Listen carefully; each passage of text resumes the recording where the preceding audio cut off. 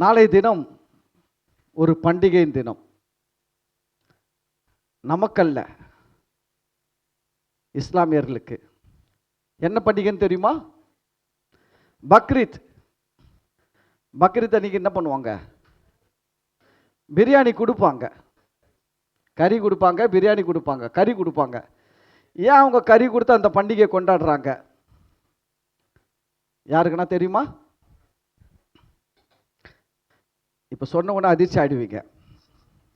விஷயம் தெரிந்தவர்கள் அதிர்ச்சி அடைந்து விடுவீர்கள், விஷயம் தெரியாதவர்கள் கற்றுக்கொள்வீர்கள்.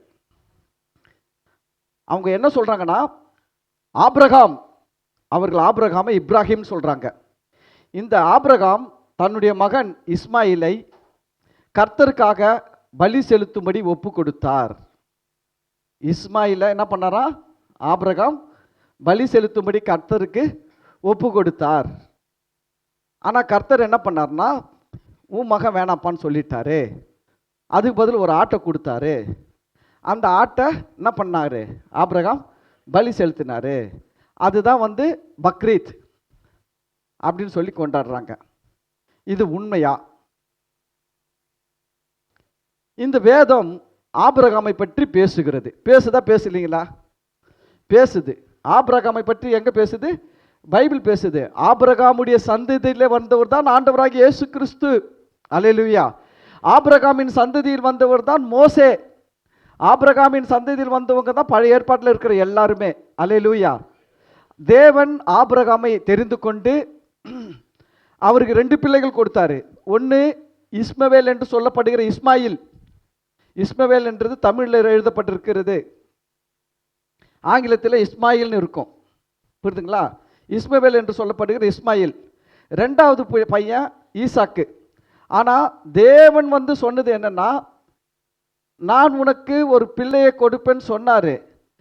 யாருக்கு மூலமாக கொடுப்பேன்னு சொன்னார்னா, சாராள் மூலமாக கொடுப்பேன்னு சொன்னார்.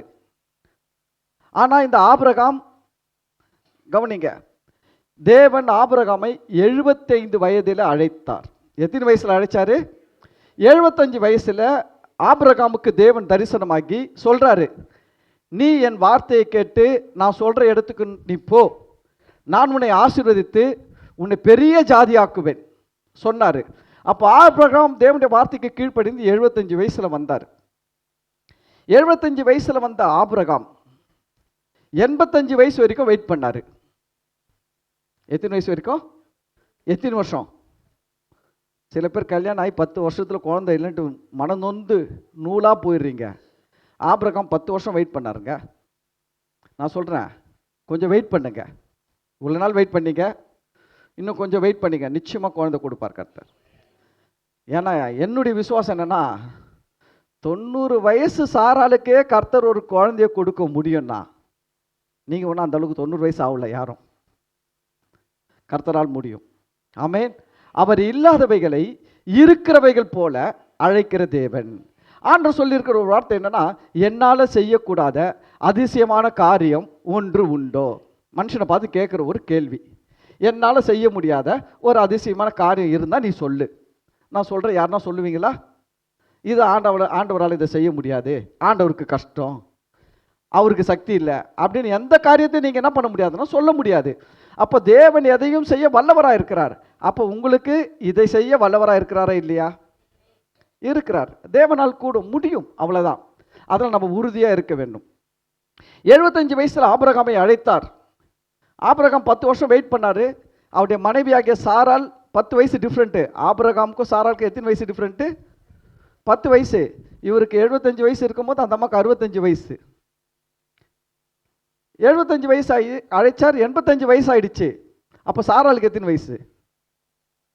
75. ஒன்றும் கிடையாது, அப்படியே 10 கூட்டிக்க வேண்டியது தான். இல்லைன்னா ஆபிரகாம்லேருந்து 10 குறைச்சிக்க வேண்டியது தான். ஆபிரகாம் வயசுலேருந்து 10 வயசு குறைச்சிக்கங்க. ஆபிரகாமுக்கு 85 வயசு, சாராளுக்கு 75 வயசு. 10 வருஷம் வெயிட் பண்ணாங்க. கர்த்தர் சொன்னார், குழந்தை கொடுப்பார், குழந்தை கொடுப்பார், குழந்தை கொடுப்பார்ன்ட்டு. 10 வருஷம் போன உடனே என்ன பண்ணிட்டாங்க, இந்த அம்மா ஒரு நாள் ஆபிரகாமை கூப்பிட்டு பேசுகிறாங்க. Hello mister Abraham. அவர் சொல்லியிருப்பார், சொல்லு டார்லிங் அப்படின்னு இருப்பார். நம்ம ஊரில் தான் இதெல்லாம் ரொம்ப வெக்கப்படுறோம், ஒரு மாதிரி தப்பாக நினைக்கிறோம். சில வேர்டெல்லாம் நம்ம பேசிட்டோம்னு வச்சுக்கோங்களேன், நம்ம என்ன பண்ணுறோம், தப்பாக நினைக்கிறோம். அங்கெல்லாம் அப்படி கிடையாது. இப்போ இங்கேயும் கலாச்சாரம் மாறின்னு வருது. சில ப்ரோக்ராம்லாம் பார்க்குறேன், பெண்கள் சொல்கிறாங்க, எங்கள் வீட்டுக்கார் காலையில் எழுந்துச்சு எனக்கு ஐ லவ் யூ சொல்ல மாட்டேன்றாரு.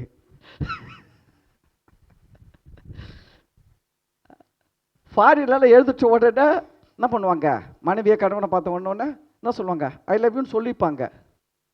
சில நேரத்தில் அன்பு சொல்ல தான் வரும். சொல்லாமல் வைக்கிறதுனால என்ன பண்ணுறது இல்லை, வருது இல்லை. நம்ம ஊர் கலாச்சாரம் வேறு, ஃபாரின் கலாச்சாரம் வேறு. சரி, கேட்டிருப்பாங்க, என்ன 10 வருஷம் ஆச்சு ஆண்டவர் சொன்னார் குழந்தை தருவேன்னு, 10 வருஷமாக என்ன இல்லை, குழந்தை இல்லை. நான் ஒரு ஐடியா வச்சுருக்கிறேன், நான் சொல்கிறேன், ஓகேவா பாருன்னாரு. சொல்லுன்னாரு ஆபிரகாம். நம்ம என்கிட்ட ஒரு வேலைக்காரி பொண்ணு இருக்கிறா, அவள் பேர் ஆகார். என்கிட்ட ஒரு வேலைக்காரி பெண் இருக்கிறா, அவள் பேர் ஆகார். அந்த பெண்ணை நீ வாடகை தாயாக எடுத்துக்கோ, அந்த பெண்ணை நீ வாடகை தாயாக எடுத்துக்கோ. நீங்கள் எப்படி வேணாலும் வச்சுக்கோங்க, வப்பாட்டினா வப்பாட்டி, வாடகை தாய்னா வாடகை தாய். இதில் நான் உங்க கூட சண்டை போட வரல. சில பேர் அதை பார்த்துட்டு உடனே சண்டைக்கு வருவாங்க. இல்லை வப்பாட்டி, சரி போ, வப்பாட்டி தான், வப்பாட்டியோ வைக்காத பாட்டியோ போ, எனக்கு அதெல்லாம் பிரச்சனை இல்லை. இவங்க ஒரு தீர்மானம் எடுக்கிறாங்க, ஆபிரகாமும் சாரால் தான் எடுக்கிறாங்க. இந்த விஷயத்தை பேசுவங்க யார் தான், சாரால் தான். ஆபிரகாம் பேசிட்டு தொலைச்சிட்டு இருப்பாங்க சாரால். நிறைய நேரத்தில் அவங்களா சொல்லிட்டாங்கன்னு பிரச்சனை கிடையாது, நம்மளா கேட்டாதான் பிரச்சனை. ஆம்பளைங்களாம் ரொம்ப சந்தோஷமா சிரிக்கிறாங்க. ஓகே, அவங்களே ஏதாவது உங்களை போயிட்டு இதை செய்யுங்க, அதை சாப்பிடுங்க, அவங்களே ஒரு சொக்கா எடுத்து கொடுத்துட்டா பிரச்சனை கிடையாது. நீங்களா போய் எடுத்துட்டு வட்டா பிரச்சனை. ஆனால் இந்த மாதிரி சொல்லிட்டாங்க. என்ன சொல்கிறாங்க, சரி என்கிட்ட ஒரு அடிமை பெண் இருக்கிறா ஆகார், அவளை நீ என்ன பண்ணு, எடுத்து வாடகை தாயாக யூஸ் பண்ணிக்கோ, அவன் மூலியமாக உனக்கு ஒரு குழந்தை கர்த்தர் கொடுக்கலாம். அப்போ அந்த அம்மா கிட்ட என்னன்னா, இப்போ அந்த அம்மாவுக்கு நல்லா தெரியுது யார்கிட்ட பலவீனம் இருக்குது, என்கிட்ட பலவீனம் இருக்குது. அந்த அம்மாவை பாராட்டலாம். இனி நிறைய பேர் வைக்க போர் நாயா இருக்கிறாங்க. வைக்க போர் நாய்னா என்ன தெரியுமா, நாய் வைக்கோல சாப்பிடாது, மாடு சாப்பிட வந்தாலும் சாப்பிடக்கூடாது. மாடு வைக்கோல சாப்பிட வந்தாலும் குலைச்சி துரத்தும், இதுவும் சாப்பிடுமா, இதுவும் சாப்பிடாது. அது போல் அந்த அம்மா இல்லை, சரி நம்மளால தான் இந்த இவருக்கு என்ன இல்லை, குழந்தை பிறக்கல, சரி இவர் வேறு யாராவது ஒரு பெண்ணை கல்யாணம் பண்ணிட்டோம், குழந்தை பெற்றெடுக்கட்டும், சந்ததி வளரட்டும் அப்படின்னு யோசிக்கிறாங்க. ஆனால் எல்லாவற்றுக்கும் மேலே என்னென்னா, கடவுளுடைய வார்த்தைன்னு ஒன்று இருக்குது பாருங்க. எப்பவுமே அதுதான் நம்ம எல்லாவற்றுக்கும் மேலே அதை தான் வைக்கணும். மெயினாக எதை வைக்கணும்னா, தேவனுடைய வார்த்தையை தான் வைக்கணும். நம்முடைய நல்ல குணங்களை விட, நம்முடைய விட்டு கொடுத்தலை விட, நம்மளுடைய நல்ல நெறிமுறைகளை விட கர்த்தருடைய வார்த்தை என்ன சொல்லியிருக்கிறது அதை முழுசாக நம்ம கற்றுக்கணும். எப்படி நம்பணும், முழுசாக நம்பணும். பாதி இல்லை, முக்கால்வாசி இல்லை, கால்வாசி இல்லை, முழுமையாக நம்ம கற்றுக்கணும். அப்போது என்ன பண்ணிட்டாங்கன்னா, இந்த அம்மா இன்னைக்கு உங்களுக்கு இருக்கிற மாதிரி சபை, பைபிள், ஜபம் இல்லை, அதெல்லாம் யாருக்கு இல்லை, சாராளுக்கு கிடையாது. யோசிச்சு பாருங்க, சர்ச்சு கிடையாது, பைபிள் பற்றி பேசுறதுக்கு ஆள் கிடையாது, கடவுளை பற்றி அந்த அம்மாக்கு சரியாக தெரியாது. ஏன்னா கடவுள் பேசுறது யார்கிட்ட தான் பேசிக்கிறாரு, ஆபிரகாம் கிட்ட தான் தரிசனம் கொடுத்து பேசிக்கிறாரு, சாராள் கிட்ட பேசல. இன்னும் சொல்லப்போனால் ஆபிரகாம் இருக்கிற விசுவாசம் கூட இந்த அம்மாவுக்கு என்ன பண்ண முடியாது, இருக்காது. யோசிச்சு பாருங்க, மாம்பழம் சாப்பிட்டவனுக்கு டேஸ்ட் தெரியுமா, சாப்பிட்டதை பார்த்தவனுக்கு டேஸ்ட் தெரியுமா? சாப்பிட்டவனுக்கு தான் டேஸ்ட் தெரியும். அது போல கடவுளை சந்தித்தவர் ஆபிரகாம் தான். அதனால அவருக்கு தான் பெரிய விசுவாசம் வேலை செய்யும் உள்ளத்தில். இந்த அம்மா சந்திக்காததுனால இந்த அம்மாவுக்கு கொஞ்சம் கம்மியாக தான் இருக்கும். நம்ம அதெல்லாம் குறையா பேசக்கூடாது. சாராள் இப்படி பண்ணிட்டா அப்படி பண்ண, அவங்க நிலைமையில இருந்து நீங்கள் வாழ்ந்து பாருங்க, தெரியும் இல்லை? 10 வருஷம் வெயிட் பண்ணி தான் பேசுகிறாங்க. சரி இந்த பெண்ணை நீங்கள் என்ன பண்ணுங்க, உங்களுக்கு மனைவியாக வச்சு குழந்தை பெற்றெடுங்க, உங்களுக்கு குழந்தை பிறக்குன்ட்டு நம்புகிறேன். என்கிட்ட தான் பலவீனம் இருக்குது, பிறக்காது, ஓகே சரின்ட்டு என்ன பண்ணாங்க, அந்த இடத்துல இந்த அம்மா தன்னுடைய அடிமை பெண்ணாகிய ஆகார், என்ன பேர், அந்த அம்மா எந்த தேசம்னா எகிப்து தேசம். எந்த தேசத்து பெண்ணு பாருங்க, ஆரம்பத்திலேருந்தே உறவு இருக்குது எகிப்துக்கும் இஸ்ரவேல் ஜனங்களுக்கும். அங்கேருந்தே இருக்குதுங்க. ஆபிரகாமை தேவன் அழைச்ச உடனே கானான் தேசம் பஞ்சமாக இருந்துதான். ஆபிரகாமை தேவன் அழைக்கும் போது நான் கொடுப்பேன்னு சொன்ன தேசம் எப்படி இருந்ததா, பஞ்சமாக இருந்தது. ஆனால் ஆபிரகாம் எங்கே போயிட்டார்னா எகிப்துக்கு போயிட்டார். எகிப்துக்கு போயிட்டு அங்கேருந்து ஒரு பெண்ணுக்கு வந்த வேலைக்காரி பெண்ணை பார்வன் கொடுத்தாரு சாராளுக்கு. ஆகார்ன்ற பெண். அந்த பெண் அப்படியே வந்துட்டாங்க கூடவே. அந்த பெண் என்ன பண்ணுறாங்க, இந்த அம்மா 10 வருஷம் கழித்து ஆபிரகாமுக்கு 85 வயசு, சாராளுக்கு 75 வயசு, ஆகாரை கொடுக்குறாங்க. இப்போ ஆகாரம் ஆபிரகாமும் ஒன்று சேரும்பொழுது அங்கே ஒரு குழந்தை பிறக்கிறது. அந்த குழந்தைக்கு பேர் தான் இஸ்மவேல், இஸ்மாயில். அல்லேலூயா. இஸ்மாயில் பிறக்கும்போது இந்த உலகத்தில் இஸ்லாம் கிடையாது. இஸ்மாயில் பிறக்கும்போது உலகத்தில் இஸ்லாம் கிடையாது. நல்லா புரிஞ்சுக்கோங்க, சத்தியத்தை தெரிஞ்சுக்கோங்க. ஏன்னா இன்னைக்கு நிறைய கிறிஸ்தவங்க வந்து என்ன சொல்கிறாங்கன்னா, நம்மளும் இஸ்லாமும் ஒன்று தான், நம்மளும் முஸ்லீமும் ஒன்று தான். இல்லவே இல்லை. நம்ம வேற, அவங்க வேற. இன்னொன்று, அவங்க சொல்கிற அல்லா வேற, நம்ம வேதம் சொல்கிற தேவன் வேற. அது தெரியுமா உங்களுக்கு? நம்ம பைபிள் சொல்கிற தேவன் வேற, அவங்க சொல்கிற அல்லா சொல்கிற சாமி வேற. நம்ம ஆளுங்க போட்டு எல்லாத்தையும் குழப்பிக்கணா. ஏன் குழப்பிக்கணான்னா, அவன் இங்கேருந்து கொஞ்சம் எடுத்துன்னு போயிட்டான். எடுத்துன்னு போய் ஆபிரகாம் இப்ராஹிம்னு வச்சுக்கின்னு, புரியுதுங்களா, சாலமோனை சுலைமானுன்னு வச்சுக்கின்னு, தாவீத தாவூதுன்னு வச்சுக்கின்னு, புரியுதுங்களா? ஆமாம், எல்லாத்தையும் இங்கேருந்து எடுத்துன்னு போயிட்டான். எடுத்துன்னு போயிட்டு அவன் கொஞ்சம் ஒட்ட வச்சுக்கினான். அதனால் நம்ம இங்கே இருக்கிற ஆளுங்களுக்கு ஒன்றுமே தெரிய மாட்டேங்குது. அவங்களும் தேவனை டோட்டல் தேவனை அவர்கள் வணங்கவில்லை. அல்லேலூயா. அவர்கள் தேவனை வணங்கவில்லை. 100% சொல்கிற தேவனை வணங்கலை. அதில் நிறைய தப்பு இருக்குது. ஆனால் அவங்க வேற சாமி வணங்குறாங்க, அல்லான்ற ஒரு சாமியை வணங்குறாங்களே ஒழிய நம்ம ஆராதிக்கிற யெகோவா தேவனை அவர் வணங்கவில்லை. அல்லேலூயா. அதை புரிஞ்சுக்கங்க. சரி, இப்போ என்னன்னா, இந்த 85 வயசில் ஆகாரம் ஆபிரகாமும் ஒன்று சேர்ந்து ஒரு குழந்தையை பெற்றெடுக்கிறாங்க. அந்த குழந்தைக்கு பேர் இஸ்மவேல், இஸ்மாயில். தமிழில் இஸ்மவேல், இங்கிலீஷில் இஸ்மாயில். அப்போ அந்த இஸ்மாயில் என்கிற இஸ்மவேல் பிறந்த பொழுது ஆபிரகாமுக்கு ஒரு குழந்தை பிறந்துச்சு.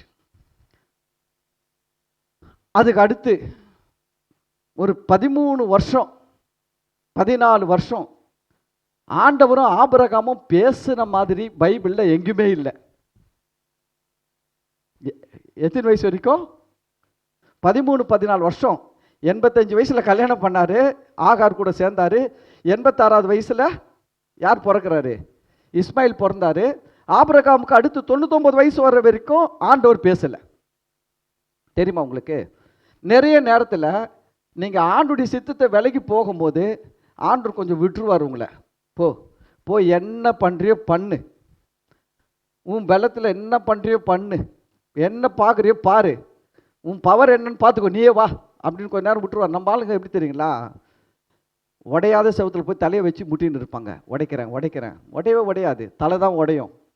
ஆனால் ஆண்டவர் விட்டுருவார். போ முட்டு. சில நேரத்தில் பார்த்தீங்கன்னா நிறைய பேர் தேவனுடைய சித்தத்தின்படி வாழ்வது கிடையாது, தேவனுடைய சித்தத்தின்படி செய்வது கிடையாது. அவங்க சொந்த விருப்பங்களை நிறைவேற்றுவதற்காக தான் வாழ்ந்து கொண்டிருக்கிறார்கள்.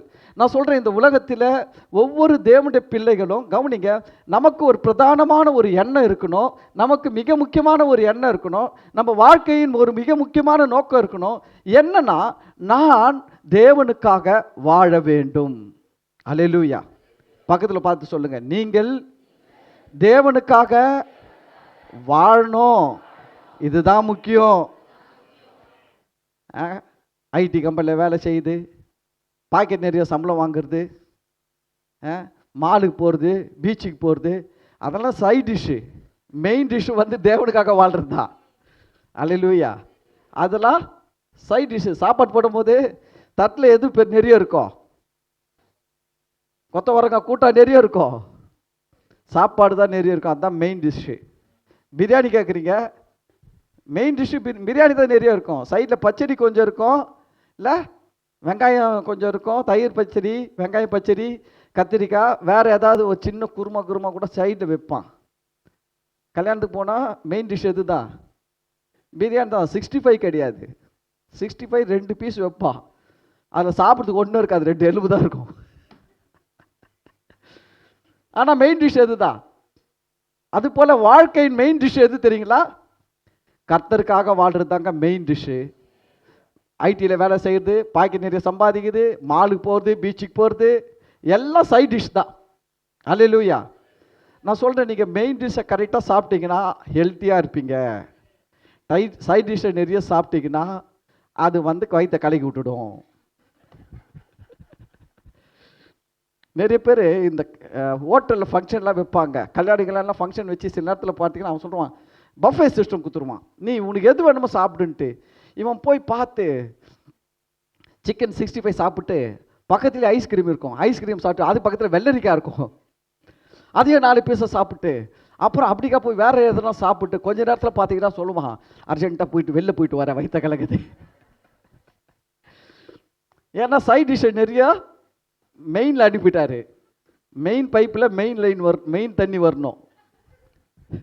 என்ன சொல்கிறீங்க? சைட் டிஷ் உள்ளே போயிடக்கூடாது. நம்ம வாழ்க்கையும் அப்படிதாங்க. சைட் டிஷ் இல்லைங்க, மெயின் டிஷ். மெயின் டிஷ் என்னன்னா கர்த்தருக்காக வாழ்வது தான் நம்முடைய வாழ்க்கையின் பிரதானமான நோக்கம். அல்லேலூயா.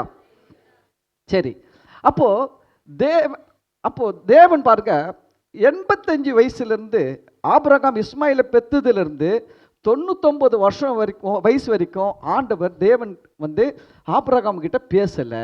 நான் பைபிள் படித்தேன், எனக்கு ரொம்ப ஆச்சரியம். ஏன் பேசலை? விட்டாரு, தம்பி செய், உன் மாம்ச பலத்தில் என்ன செய்தியோ செய். இந்த 13 வருஷம் ஆபிரகாம் எப்படி போயிருக்கிறார் தெரியுங்களா? மாயில் இஸ்மாயில் அப்படின்னு போயிருக்கிறாரு. பயங்கர பிஸி ஆபிரகாம். எது பின்னாடி சுத்தின்னுக்கிறாரு?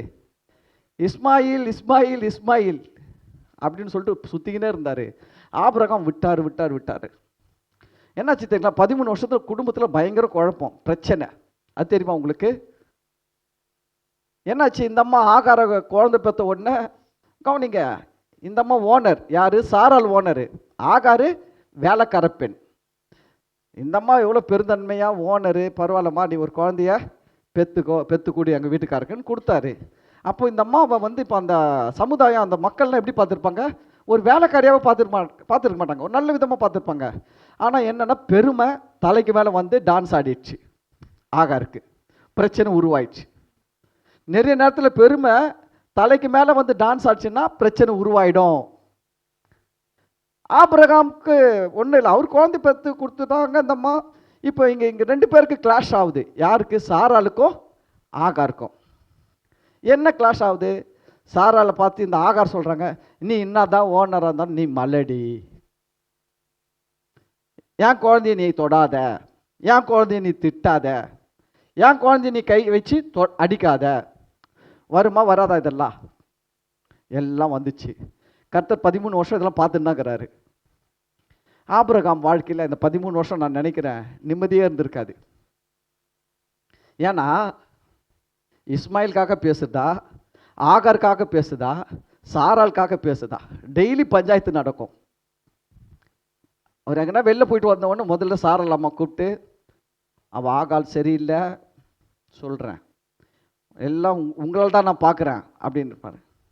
இந்த ஆகாருக்கு சொல்லியிருப்பா, நான் கஷ்டப்பட்டு 10 மாதம் சுமந்து ஒரு குழந்தைய பற்றி கொடுக்கலன்னா இன்னைக்கு உன் பேர் நாறிட்டு இருக்கும். உன் பேர் என்ன ஆகிட்டு இருக்கோம்? நாறிட்டு இருக்கோம். இன்னைக்கு வந்து சொத்துக்கு வாரிசு யார் கொடுத்தது? நான் தான் கொடுத்துருக்குறேன் அப்படின்னு இந்தம்மா பேச அந்தம்மா பேச, மத்தாளத்துக்கு 2 பக்கம் அடின்ற மாதிரி ஆபிரகாமுக்கு 2 பக்கம் அடி. ஒரு பக்கம் அடியே தாங்க முடியாது, இதில் 2 பக்கம் அடி. அப்படி போச்சு. ஆனால் இதை விட கொடுமை யாக்கோபு, அவருக்கு 4 பக்கம் அடி. ஆபிரகாமுக்குனா 2 பக்கம் தான் அடி, யாக்கோபுக்கு 4 பக்கம் அடி. இப்படி தான் போச்சு லைஃப். இப்படி போகும்பொழுது கவனிங்க, 99 வயசில் இடையில வந்துச்சு உங்களுக்குள்ள ஒரு பிரச்சனை வந்து ஆகார் என்ன பண்ணிடுவான்னா, கர்ப்பமாக இருக்கும் போதே சாராலை விட்டு ஓட ஆரம்பிச்சிடுவா. அப்புறம் ஆண்டவர் தான் பேசி அனுப்பி வைப்பார், நீ போய் அடங்கி இரு, நான் உன்னை ஆசீர்வதிப்பேன், உன் பிள்ளையெல்லாம் நல்லா வைப்பேன்னு சொல்லி அனுப்பி வைப்பார். வந்து இருப்பாங்க. நிறைய பிரச்சனைகள் ஓடின்னு இருக்குது. கவனிங்க, எப்போல்லாம் தேவனுடைய வார்த்தையை நாம் விசுவாசிக்காம நமக்கு எது நல்லதுன்னு தோணுதோ அதெல்லாம் செய்யும் பொழுது நம்ம வாழ்க்கையில் நிறைய பிரச்சனைகள் வர ஆரம்பித்து விடுகிறது. நான் சொல்கிறேன், கர்த்தர் உங்களுக்கு சொல்லியிருக்கிற நம்பிக்கையோடு இருங்க. கர்த்தர் சொன்னார்னா நிச்சயமாக நிறைவேற்றுவார். கர்த்தர் என்ன சொல்லியிருக்கிறார் அதை உறுதியாக பிடிங்க, அதை முழுசாக நம்புங்க, அதிலே மைண்டை செலுத்துங்க, அதில் முழு மனசோடு இருங்க. ஒரே ஒரு விஷயந்தான் ஆண்டவர் சொல்கிற ஒரு காரியம், எனக்கு அடிக்கடி சொல்கிற காரியம், என்னால் செய்யக்கூடாத அதிசயமான காரியம் ஒன்று உண்டோ? ஒன்றுமே கிடையாது. பைபிள் படிக்கிறோம், கடலை யாராலும் பிரிக்க முடியுமா? கடலை 2ஆக பிரிக்க முடியுமா? கர்த்தர் பிரிச்சாருங்க. ஒரு குளத்தில் இருக்கிற தண்ணி எல்லாம் கசப்பாக்குது, எவன் தித்தி பார்க்க முடியும்? கர்த்தர் ஒரே ஒரு மரத்தை வெட்டி போட சொன்னார், மொத்த தண்ணியும் தித்திப்பாய் போச்சு. அல்லேலூயா. வனாந்தரத்தில் போகிறாங்க, கிட்டத்தட்ட 30-40 லட்சம் மக்கள் இருக்கிறாங்க, குடிக்க தண்ணி இல்லை. ஆண்டவர் சொல்கிறாரு, ஒரு மலையை பார்த்து சொல்கிறாரு, இந்த மலையை மோசே அடிப்பா, கோல்னால அடி, தண்ணி வரும்ன்றாரு. மலையை அடித்தா தண்ணி வருமா? எங்கன்னா போய் குழி தோண்டினா வந்து தண்ணி வரும். ஆண்டவர் எவ்வளோ மண் இருக்கிற நிலத்தை பார்த்து இந்த இடத்துல ஒரு கிணறு வெட்டுன்னு சொல்லல. எங்கே தண்ணி வர முடியாமல் இருக்குதுன்னு மனுஷன் நினைக்கிறானோ அந்த இடத்துல போய் சொல்கிறார், இங்கே அடி, நான் தண்ணி வர செய்வேன். ஏன்னா அவருக்கு தண்ணி தெரியும், நீரோட்டம்லாம் அவருக்கு தெரியும். பூமிக்கு அடியில் தண்ணி எங்கே ஓடுது, எப்படி ஓடுது, எப்படி வெளியில் வரும்னு அவருக்கு தெரியுங்க, நமக்கு தெரியாது. நம்ம மேலே பார்க்குறோம், அவர் ஆழத்தில் பார்க்குறாரு. அல்லேலூயா. மனுஷன் மேலோட்டமாக பார்க்குறோம். நம்ம வந்து இன்னைக்கு தேவையானதை பார்ப்போம், நாளைக்கு தேவையானதை பார்ப்போம். கர்த்தர் வந்து அடுத்த 10 வருஷத்துக்கு பிறகு உனக்கு என்ன தேவைன்றதை இப்போவே பார்க்குறார். அல்லேலூயா. அதுதான் அவருடைய பார்வை. அப்போ அவர் சொல்கிறார், கண்மலையில் அடின்றாரு. அடித்தா தண்ணி பீரிட்டு வருது. 30 லட்சம் பேர் குடிக்கிறான். அவன் குடிக்கிறான், குளிக்கிறான், சமைக்கிறான், எல்லாம் பண்ணுறான். எவ்வளோ தண்ணி வந்துச்சு? நான் சொல்கிறேன், தேவனால் செய்யக்கூடாத அதிசயமான காரியம் ஒன்றும் இல்லை. ஆனால் ஆபிரகாம் பாருங்க, ஒரு வார்த்தை கேட்டிருக்கணும். இந்த அம்மா சொல்கிறாங்க, இந்த பெண்ணு கூட சேர்ந்து குழந்தை பெற்றுக்கோ. இந்த அம்மா என்ன பண்ணியிருக்கணும், இந்த என்ன பண்ணியிருக்கணும், ஆண்டவரே என் மனைவி சாராள் இப்படி சொல்கிறாங்க, நான் என்ன செய்யணும்? கேட்கணுமா கேட்கக்கூடாதா? ஆனால் கேட்கவே இல்லை, கேட்கவே இல்லைங்க. சொன்ன உடனே உம் சித்தமே ஏன் சித்தம்னு சொல்லிட்டு தாலியை கட்டினாரு, கல்யாணம் பண்ணார், குழந்தைய பெற்றுட்டார். பிரச்சனையே பிறந்துடுச்சு. இன்னி வரைக்கும் பிரச்சனை ஓடின்னு இருக்குது, இன்னி வரைக்கும் ஓடி இருக்குது பிரச்சனை. ஆபிரகாம் சந்ததிக்கும் இஸ்மாயில் சந்ததிக்கும் இன்னி வரைக்கும் பிரச்சனை ஓடி இருக்குது. இஸ்ரேல் தேசத்துக்கும் பாலஸ்தீனத்துக்கும் சண்டை நடக்குது. என்னது இது?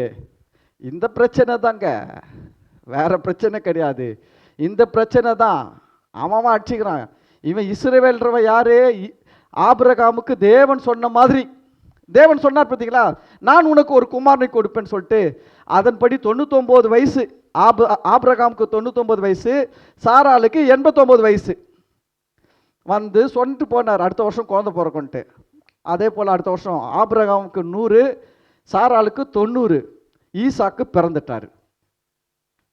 ஈசாக்கு பிறந்த உடனே ஒரே ஃபங்க்ஷன்லாம் நடக்குது. பர்த்டே ஃபங்க்ஷன் நடந்துச்சு. அப்புறம் இப்போல்லாம் வந்து நம்ம 1வது பர்த்டே 2வது பர்த்டே வருஷம் வருஷம் கேக் வெட்டுறோம். அப்போல்லாம் அப்படி கிடையாது.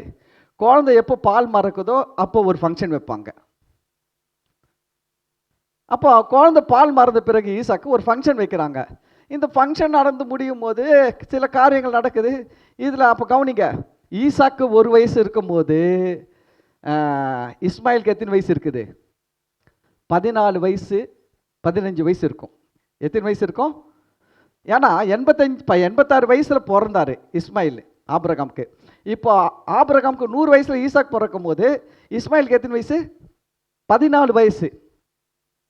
ஈசாக்கு பிறக்கும் போது இஸ்மாயிலுக்கு 14 வயசு. நல்லா கவனிங்க. அப்போது இஸ்மாயில் ஒரு வாலிப பையனாக இருக்கிறார். 14 வயசில் நல்ல ஒரு வாலிப பையனாக இருக்கிறாரு. ஈசாக்கு குழந்தைய பிறந்துக்கிறார். அப்போ ஈசாக்குக்கு ஒரு 5 வயசுலையோ 6 வயசுலையோ, அந்த காலத்தில் ரொம்ப நாள் பால் கொடுத்தாங்க. இப்போ தான் பாலே கொடுக்குறது இல்லை குழந்தைங்களுக்கு. டாக்டருங்க சொல்கிறாங்க, தயவு செஞ்சு குழந்தைங்களுக்கு பாலை கொடுங்க, அதுதாங்க உடம்புக்கு, அது பிள்ளைக்கு அந்த வாழ்நாள் முழுவதும் தேவையான எனர்ஜி எங்கே கொடுக்குது? தாய்ப்பால் தான் உண்டாக்குது அப்படின்றாங்க. அப்போல்லாம் நிறைய ரொம்ப நாள் கொடுப்பாங்க குழந்தைங்களுக்கெல்லாம் பால். ஆமாம். அப்போது எனக்கு தெரிஞ்சு எப்படியாவது ஒரு 3-4 வயசு வரைக்கும் அந்த குழந்தைக்கு பால் கொடுத்துருப்பாங்க. அப்போது நம்ம ஒரு கணக்குப்படி வச்சுப்போமே, ஒரு 5 வயசு அப்படின்னு. ஈசாக்கு 5 வயசில் பால் மறக்கிறாருன்னா அப்போது இஸ்மாயிலுக்கு எத்தனை வயசு? 19 வயசு. கரெக்டுங்களா? ஈசாக்குக்கு பால் மறக்கிற ஒரு ஃபங்க்ஷன் நடக்குது. அப்போது இஸ்மாயிலுக்கு 19 வயசு, ஈசாக்குக்கு 5 வயசு. ஃபங்க்ஷன் நடக்குது. என்னன்னா அந்த ஃபங்க்ஷன் முடியும் போது ஒரு பிரச்சனை வருது. என்ன பிரச்சனை வருதுன்னா, இஸ்மாயில் வந்து ஈசாக்கை ரொம்ப கிண்டல் பண்ணுறது, கேலி பண்ணுறது, பரியாசம் பண்ணுறது. எப்பவுமே வந்து லைஃப்பில் பார்த்தீங்கன்னா 13லேருந்து 19 வயசு வரைக்கும் இருக்கிற பசங்க அவன் ஒரு தனி உலகத்தில் வாழ்வான். நல்லா கவனிங்க, இந்த டீனேஜ்ன்றது ரொம்ப டிஃப்ரெண்ட்டு. 13 அதுதான் 13 to 19, அதுதான் டீனேஜ். 13 to 19, 13னா 13, 19னா 19.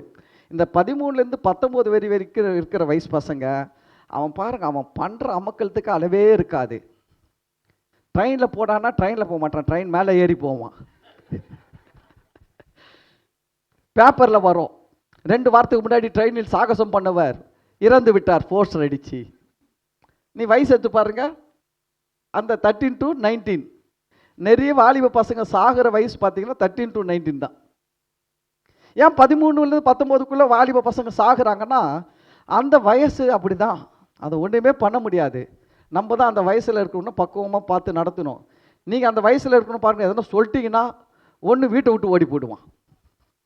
ரொம்ப கேர்ஃபுல்லாக இருக்கணும், வீட்டை விட்டு ஓடிடுவான். இல்லைன்னா தூக்கு போட்டு செத்து போகிறேன்னு செத்து போயிடுவான். ரொம்ப டேஞ்சரான வயசு. அந்த வயசில் இருக்கிற பிள்ளைகளுக்கு நான் சொல்கிறேன், ஜெபிங்க. உங்கள் வீட்டில் அது மாதிரி 13லேருந்து 19 வயசு பசங்க இருந்தாங்கன்னா தயவு செஞ்சு அந்த பிள்ளைகளுக்காக நல்லா ஜெபம் பண்ணுங்க.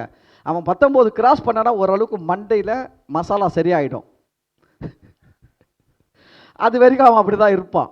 ரொம்ப அமக்கலம் பண்ணுவாங்க. நான் சொல்கிறேன், ஏன்னா நான் அப்படி இருந்து வந்திருக்கிறேன்.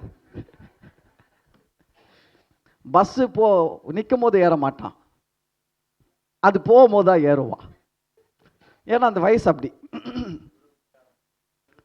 ஆமாம், அதெல்லாம் நாங்களும் பண்ணியிருக்கிறோம். ட்ரெயினில் ஏறும் போது கம்பியை பிடிச்சின்னு செருப்பை தேய்ச்சிக்கிட்டே போகிறது, அப்படி ஏறுது. அதே போல் வந்து ட்ரெயின் பாதியில் இருக்கிற பெட்டி முன்னாடி வந்த உடனே ஓடி போய் ஏறுது. என்னென்னா சாகசம் அதெல்லாம். அப்போ ஸ்கூல் படிக்கும் போது அந்த வயசு அப்படி தான் இருந்தது. அதெல்லாம் நானும் சொல்கிறேன், அதெல்லாம் முடிச்சிட்டோம். கடவுளுடைய கிருபையில் ஜீவனோடு நிற்கிறோம். ஏன்னா 13லேருந்து 19 எவ்வளோ உயிர் பறந்து இருக்குது உலகத்தில். ஆனால் நீங்கள் 19 தாண்டி நிற்கிறீங்களா, கர்த்தருடைய கிருபை தான்.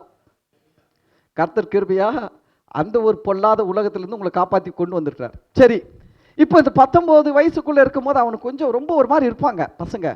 இவன் என்ன பண்ணுறான்னா, தம்பியை கிண்டல் பண்ணுறான். ஈசாக்கு ரொம்ப கிண்டல் பண்ணுறான், அடிக்கிறது, அவனை நம்ம ஊர் பாஷையில் சொல்கிறதுனா கலாய்க்கிறது, ரொம்ப கலாய்க்கிறான். கவனிங்க, சாராள் அம்மாவால் தாங்கிக்க முடியல. குடும்பத்தில் பார்த்துருக்கிறீங்களா, பிரச்சனையே எங்கேருந்து தொடங்க தெரியுமா? பசங்க கிட்ட இருந்து தான் தொடங்கும். இந்த குடும்ப சண்டையெல்லாம் நிறைய நடக்கிறது பார்த்தீங்கன்னா எங்கே தொடங்குன்னா, இந்த பசங்க கிட்ட இருந்து தொடங்கும். என் பிள்ளைய எப்படி அவன் தட்டினான், என் பிள்ளைய எப்படி தலையில் தட்டினான் கேளு, என் பிள்ளைய எப்படி அவன் கேட்கலாம் கேளு, என் பிள்ளைக்கு எப்படி அவன் இதை கொடுக்கலன்னு கேளு. எங்கேயாவது தொடங்கும், எப்படியாவது தொடங்கும். இப்படி தான் தொடங்குச்சு. இஸ்மாயில் 19 வயசு கிட்ட இருக்கிறாரு, இவர் ஒரு 5 வயசு கிட்ட இருக்கிறாரு. இவன் விளாடுறான். இஸ்மாயில் வந்து அந்த வாலிப வயசில் என்ன பண்ணுவான், அவனை வந்து ஒரு கலாச்சின்னு ஒரு அப்படி பண்ணின்னு போகும்போது இதை சாராள் அம்மாவால் ஏற்றுக்க முடியல. இந்த காலத்து அம்மாவாலேயே ஏற்றுக்க முடியலையே, அந்த காலத்து அம்மாவால் எப்படி ஏற்றுக்க முடியும்? ஏற்றுக்க முடியல. கம்ப்ளைண்ட் போகுது, ஆபிரகாம் கிட்ட கம்ப்ளைண்ட் போகுது. கம்ப்ளைண்ட் போன உடனே இப்போ என்ன பண்ணுறாங்க, நான் சொல்கிறதெல்லாம் பைபிள் வசனம், ஒன்றும் பைபிள்லேருந்து வெளியில் சொந்தமாக பேசலை. அல்லேலூயா. நான் சொல்கிறது எல்லாமே இந்த பரிசுத்த வேதாகமத்தில் எழுதப்பட்டு இருக்கிற வார்த்தைகள். இதிலேருந்து ஒன்று கூட வெளியில் போகல. நான் உங்களுக்கு படித்து காட்டினா லேட்டாகவும் பல வாரங்கள் ஆகிடும்ட்டு இப்படி பேசுகிறேன். இப்போ என்ன பண்ணிட்டாரு, பிரச்சனை வந்த உடனே ஆபிரகாம் சாராள் நிற்கும் போது பேசுகிறாங்க, இந்த ஆகாரை அனுப்பிடணும், இஸ்மாயில் அனுப்பிடணும் அப்படின்னும் போது கவனிங்க, என்ன பண்ணுறாருன்னா, ஆபிரகாம் சாராளை ஆகாரை அனுப்பிவிட்டார். இஸ்மாயிலையும் ஆகாரையும் என்ன பண்ணிட்டாரு, அனுப்பிட்டாரு. இப்போது இஸ்மாயில் போகும்போது கிட்டத்தட்ட இஸ்மாயிலுக்கு எத்தனை வயசு? 19 வயசு. நல்ல கவனிங்க, எத்தனை வயசில் போகிறாரு வெளியில்? 19 வயசில் வெளியில் போகிறார். இப்போ இவங்க போன இடத்துல என்ன நடக்குது அப்படின்னா, இவங்க ஒரு வனாந்தரத்தில் போனாங்க. அந்த இடத்துல தண்ணி கிடைக்கல. யாருக்கு? இஸ்மாயிலுக்கு தண்ணி இல்லாமல் நாக்கு வறண்டு சாக போகிறாரு. அப்போது இந்த ஆகாரமாக அழுகுறாங்க, பிள்ளை சாகிறத நான் பார்க்க மாட்டேன் அப்படின்னு சொல்லிட்டு அழும்போது அந்த இடத்துல ஆண்டவர் பேசுகிறாரு. பேசி என்ன சொல்கிறார், ஆகாரே நீ பயப்படாத சொல்லிட்டு ஒரு துறவை காண்பித்தார், ஒரு நீரூற்றை காண்பித்தார். அந்த தண்ணி எடுத்து போய் பிள்ளைக்கு கொடுத்து காப்பாற்றி இந்த அம்மா எகிப்தில் போய் எகிப்தில் ஒரு பொண்ணை பார்த்து கல்யாணம் பண்ணிட்டாங்க. எத்தனை வயசு வரைக்கும்? ஒரு 20-22 வயசில் என்ன பண்ணிருப்பாங்க, இஸ்மவேலுக்கு கல்யாணம் பண்ணியாச்சு. இந்த 22 வயசு வரைக்கும் ஆபிரகாம் இஸ்மாயிலை மலைக்கு கொண்டு போய் பலி செலுத்தினார் என்று இந்த பரிசுத்த வேதம் சொல்லலை. யூதர்களுடைய வேதமும் சொல்லவில்லை. யூதர்கள் வச்சிருக்கிறாங்க பார்த்தீங்கன்னா, ஆக்சுவலாக வந்து நல்லா கவனிங்க, யூதர்கள்கிட்ட தான் ஃபுல் ஹிஸ்ட்ரி இருக்குது. ஆபிரகாமை பற்றிய ஃபுல் ஹிஸ்ட்ரி யார்கிட்ட இருக்குது? யூதர்கள் கிட்ட தான் இருக்குது. யூதர்கள் தான் ஹிஸ்ட்ரி ஃபுல்லாக வச்சிருக்கிறாங்க. அவங்க ஹிஸ்ட்ரியில் கூட என்ன சொல்லலைன்னா, ஆபிரகாம் வந்து இஸ்மாயிலை எடுத்துன்னு போய் பலி செலுத்த போனாருன்னு சொல்லலை. அப்போ இது எப்படி வந்தது? எப்படி வந்துச்சு? அதுதான் ஒரு லைன் நான் சொல்கிறேன். ஒரு 15 பேரை லைனை நிற்க வைங்க. நிற்க வச்சு ஃபஸ்ட் ஆள்கிட்ட சொல்லுங்கள், பக்கத்தில் இருக்கிற ஆள்கிட்ட சொல்லக்கூடாது. ஃபஸ்ட் ஆள்கிட்ட கத்திரிக்காவை கட் பண்ணிடுச்சு அப்படின்னு சொல்லுங்கள். கடைசியாக 15 ஆள், இந்த ஆள் என்ன பண்ணணும், பக்கத்தில் இருக்கிற ஆள்கிட்ட சொல்லணும். இந்த ஆள் அடுத்த ஆள்கிட்ட சொல்லணும். அப்படியே சொல்லி 15வது ஆள்கிட்ட போய் என்ன வரும் கேட்டு பாருங்க. என்ன சொல்ல தெரியுங்களா? கத்திரிக்கோலை கட் பண்ணிடுச்சுன்றாரு. ஆனால் கத்திரிக்கோலை கட் பண்ணிச்சுன்னு நான் சொல்லலை. நான் சொன்னது என்ன சொன்னேன்? கத்திரிக்காவை கட் பண்ணிச்சுன்னு தான் நான் இங்கே சொன்னேன். ஆனால் 15வது ஆள்கிட்ட போய் என்ன செய்யறேன்னா, கத்திரிக்கோலை கட் பண்ணிடுச்சுன்னு போயிடும். இப்போ என்னன்னா, இந்த யூதருடைய சரித்திரத்தை இவங்க எழுதுறாங்க பார்த்தீங்களா, இஸ்லாமியர்கள். அவங்க எழுதும் போது ஒழுங்காக கேட்டு ஒழுங்காக எழுதலை, ஒழுங்காக கேட்டு ஒழுங்காக எழுதலை. அதுதான் இப்போ பிரச்சனை. தப்பாக கேட்டு தப்பாக எழுதிட்டாங்க. இப்போ அவன் என்ன சொல்லுவான்னு கேட்டிங்கன்னா, அவன் தப்பாக எழுதிட்டான். இப்போ நம்மள என்ன சொல்லணும்? நம்ம சொல்கிறோம் இவ்வளோ ப்ரூஃப். இப்போ ஒரு ப்ரூஃப் கொடுக்க போகிறேன் பைபிள்லேருந்து. கவனிங்க, இதெல்லாம் தெரிஞ்சுக்கங்க.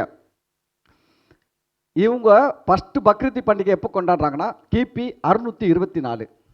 ஃபஸ்ட்டு பக்ரீத் பண்டிகை எப்போ கொண்டாடுறாங்க? கிபி 624. அப்போது இயேசு பிறந்து 624 வருஷம் கழித்து தான் முதல் பக்ரீத் பண்டிகை கொண்டாடுறாங்க.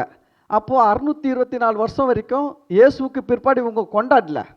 நல்லா கேளுங்க, இயேசு பிறந்து 624 வருஷம் வரைக்கும் கொண்டாடல. அதுக்கு பின்னாடி தான் பக்ரீத் கொண்டாடுறான். அதுக்கு முன்னாடி யூதர்களுடைய சரித்திரம் கிட்டத்தட்ட 2000 வருஷத்துக்கு மேலே இருக்குது. அப்போவும் பக்ரீத் பண்டிகை கொண்டாடல. நல்லா கவனிங்க, அப்போவும் பக்ரீத் பண்டிகை கொண்டாடல. 624 கொண்டாடுறான். அப்போ 600 வருஷமாவும் என்ன பண்ணல, கொண்டாடல. இப்போ இவங்க எங்கேருந்து தொடங்கினாங்கன்னா, இயேசுக்கு பின்னாடி 600 வருஷம் கழிச்சு தான் இவங்க என்ன பண்ணுறாங்க, தொடங்குறாங்க.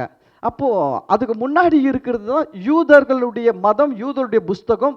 அந்த யூதருடைய புஸ்தகம் தான் நம்ம கையில் பழைய ஏற்பாடாக இருக்குது. நம்ம கையில் பழைய ஏற்பாடுன்றது என்ன? யூதர்களுடைய நடபடிகள், யூதர்களுடைய காரியங்கள், யூதருடைய வாழ்க்கை சரித்திரம், சம்பவங்கள் தான் நம்மக்கிட்ட பழைய ஏற்பாடாக இருக்குது. புதிய ஏற்பாடுன்றது என்ன? இயேசுனுடைய செயல்கள், இயேசுனுடைய காரியங்கள் தான் புதிய ஏற்பாடாக நம்ம கையில் இருக்குது. நல்ல கவனிங்க. அப்போது நம்மக்கிட்ட இருக்கிற மாதிரி பழைய ஏற்பாடு யூதர்கள்கிட்ட என்ன இருக்குதுன்னா, இன்னும் நிறைய புஸ்தகம் இருக்குது. நம்மக்கிட்ட வெறும் ஒரு 39 புஸ்தகம் தான் இருக்குது. ஆனால் யூதர்கள்கிட்ட நிறைய இருக்குது.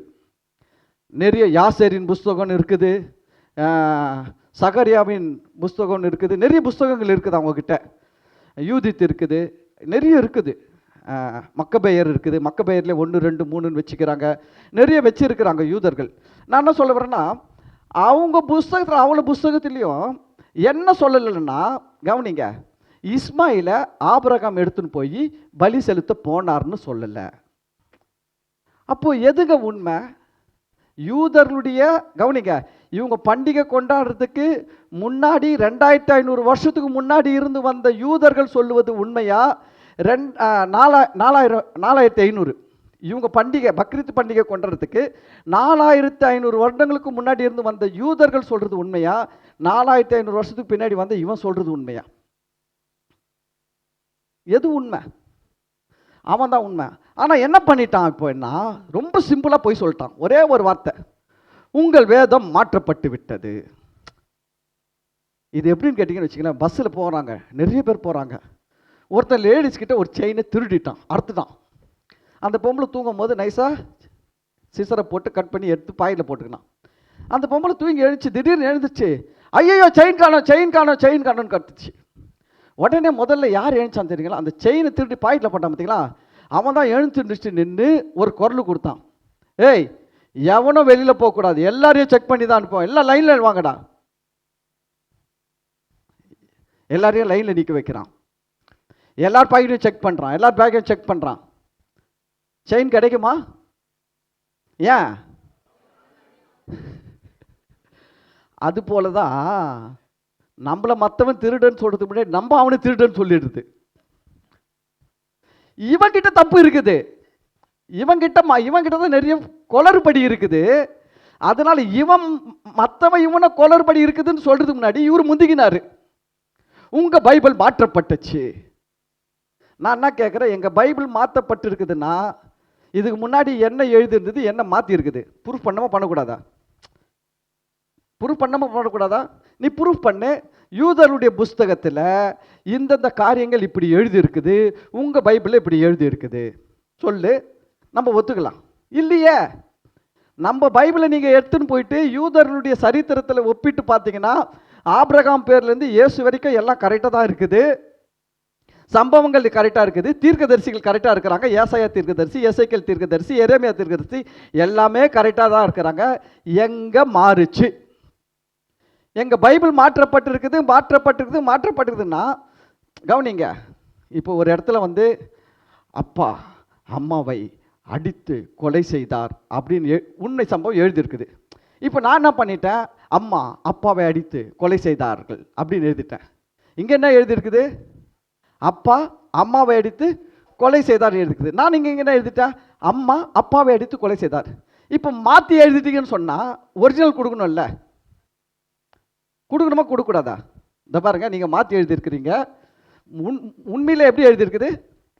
இப்படி தான் எழுதி. நான் சொல்கிறேன், இந்த உலகத்தில் இருக்கிற மொத்த இஸ்லாமியர்களை பார்த்து சொல்கிறேன், இந்த பரிசுத்த வேதம் மாற்றப்பட்டு எழுதியிருக்கிறதுன்றதுக்கு யூதர்களுடைய புஸ்தகத்திலேருந்து எங்கே வேணாலும் போய் எங்கே வேணாலும் தேடி ஒரு ஒரிஜினல் பிரதி எடுத்துன்னு வந்து இதுதான் ஒரிஜினலு, நீங்கள் பைபிளை மாற்றி எழுதியிருக்குன்னு ப்ரூவ் பண்ண சொல்லு, நான் நாளைக்கு இஸ்லாமியனாக மாறிடுறேன். முடியவே முடியாது. இதுதான் சொன்ன பார், செயினை திருட்டி பாக்கெட்டை போட்டுக்கின்னு எல்லாரையும் திருடன்னு சொல்கிறது. ஏன்னா இவன் தான் திருடன். இவன் எல்லாரையும் செக் பண்ணி அனுப்பிட்டு, ஏமா யார்கிட்ட இல்லை நீ போ நானும் போகிறேன்ட்டு கொள்ளடிச்சின்னு போயிடுற வேலை. அது போல வேலை தான் இவன் பண்ணுறான். இவன் என்ன பண்ணுறான்னா, உங்கள் வேதம் மாற்றப்பட்டு இருக்கிறது. உங்களை கேள்வி கேட்பாங்க, உங்களை கேள்வி கேட்பான். உங்கள் பைபிளில் நிறைய குளறுபடி இருக்குது, முரண்பாடு இருக்குது. என்ன முரண்பாடு இருக்குது? அவன் என்ன அதிகபட்சம் எடுப்பான்?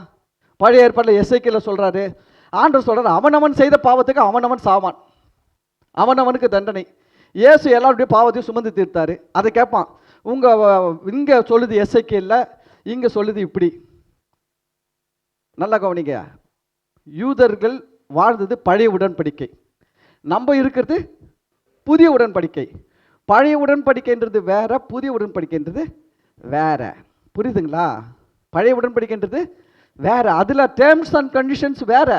இப்போ புதிய உடன்படிக்கையில் டேர்ம்ஸ் அண்ட் கண்டிஷன்ஸ் வேற. ஒரு ஸ்கூலில் படிக்கும் போது ஒரு விதிமுறைகள், அதே வேறு ஸ்கூலுக்கு வந்துட்டிங்கன்னா ஆறாவதுல வேறு விதிமுறைகள். அப்படி தாங்க புதிய ஏற்பாட்டில் வந்து இயேசு இப்போ எல்லாருடைய பாவங்களையும் சுமந்து தீர்ப்பதற்காக மனுஷனாக வந்தார். இயேசு எல்லாருடைய பாவத்தை சுமந்து தீர்ப்பான்னு பழைய ஏற்பாட்டில் இருக்குது. அது தெரியுமா? நம்ம ஆளுங்களுக்கு என்னென்னா இதெல்லாம் சொல்கிறதுக்கு தெரியல. அவன் என்ன பண்ணுறான், முரண்பாடு இருக்குது, உங்கள் வேதம் மாற்றப்பட்டு இருக்குது. எங்கள் வேதம் மாற்றலையா, டிரான்ஸ்லேஷன் தான் டெவலப் ஆகின்னு இருக்குது, மொழிபெயர்ப்பு தான் என்ன பண்ணின்னு இருக்குது, அதிகமாகிக் கொண்டு இருக்குது. பாருங்கள், பழைய காலத்து தமிழ் மொழிபெயர்ப்பு நம்மக்கிட்ட இருக்குது. இப்போ தற்காலிக மொழிபெயர்ப்பு என்னது, பரிசுத்த பைபிள் அப்படின்னு சொல்லிட்டு வந்துருக்குது. தற்கால மொழிபெயர்ப்பு அது என்ன, ஒன்றும் கிடையாது. பழைய காலத்தில் வந்து ஜலம்னு இருக்கும். ஜலம்னா எத்தனை பேர் தெரியும்னு தெரியாது, தண்ணி எல்லாருக்கும் தெரியும். இப்படி தான் மொழிபெயர்ப்பு வந்து என்ன பண்ணப்பட்டிருக்குன்னா, வெளிச்சம் அதிகமாக்கப்பட்டு வருது ஒழிய தண்ணியை ரத்தம் மாற்றலை. தண்ணியை ரத்தம் மாற்றினா தான் நீ சொல்லணும் மாற்றப்பட்டிருக்குதுன்ட்டு. ஜலத்தை வந்து தண்ணின்னு மாற்றி நீருன்னு மாற்றி வந்தால் அது மொழி மாற்றம் கிடையாது, அது வந்து டெவலப்மெண்ட்டு. நம்ம வேதம் அப்படி தாங்க. இங்கிலீஷில் பார்த்தீங்கன்னா நம்ம பைபிள் இங்கிலீஷில் பல மொழிபெயர்ப்பாக இருக்குது, நிறைய மொழிபெயர்ப்பு இருக்குதுங்க. இங்கிலீஷ் பைபிள் எடுத்திங்கன்னா 20 விதமான இங்கிலீஷ் பைபிள் இருக்குது. அப்போ ஒவ்வொரு பைபிள் என்ன பண்ணுறாங்க, மெசேஜ் பைபிள் இருக்குது, ஆம்பிளிஃபைட் பைபிள் இருக்குது, NIV இருக்குது, என்னென்னமோ இருக்குதுங்க, ஏகப்பட்ட பைபிள் இருக்குது. இதெல்லாம் வந்து மாற்றப்படலைங்க. மொழிபெயர்ப்புகள் அதிகமாக என்ன பண்ணுறாங்க, மொழிபெயர்க்கிறாங்க. அதுதான். அதனால் கவனிங்க, அவங்க சொல்லுவாங்க உங்கள் வேதம் மாற்றப்பட்டுடுச்சு. எங்கள் வேதம் மாற்றப்படலை. சரி, இப்போ நம்ம அவங்க சொல்கிறத நம்புறதா, நம்ம சொல்கிறத நம்புறதா? யாரை நம்பலாம்? 4500 வருஷம் முன்னாடி இருக்கிற வேதத்தை நம்பணுமா, 4500 வருஷத்துக்கு பின்னாடி வந்த ஒருத்தன் அதெல்லாம் தப்புன்னு சொல்கிறத நம்ம நம்பணுமா? அவன் அப்பத்துலேருந்தே எழுதி வச்சாங்க. இன்னொன்று சொல்கிற கேட்டுங்க, யூதர்கள் என்ன பண்ணுவாங்கன்னா எல்லாத்தையும் எழுதி வச்சாங்க. ஏன்னா அவங்க தேசத்தில் பார்த்தீங்கன்னா ஆண்டவர் என்ன பண்ணாருன்னா ஒரு யூபிலி வருஷம்னு ஒன்று ஏற்படுத்தி, அந்த யூபிலி வருஷம் என்னன்னா 50வது வருஷம். 50வது வருஷம் தான் யூபிலி வருஷம்.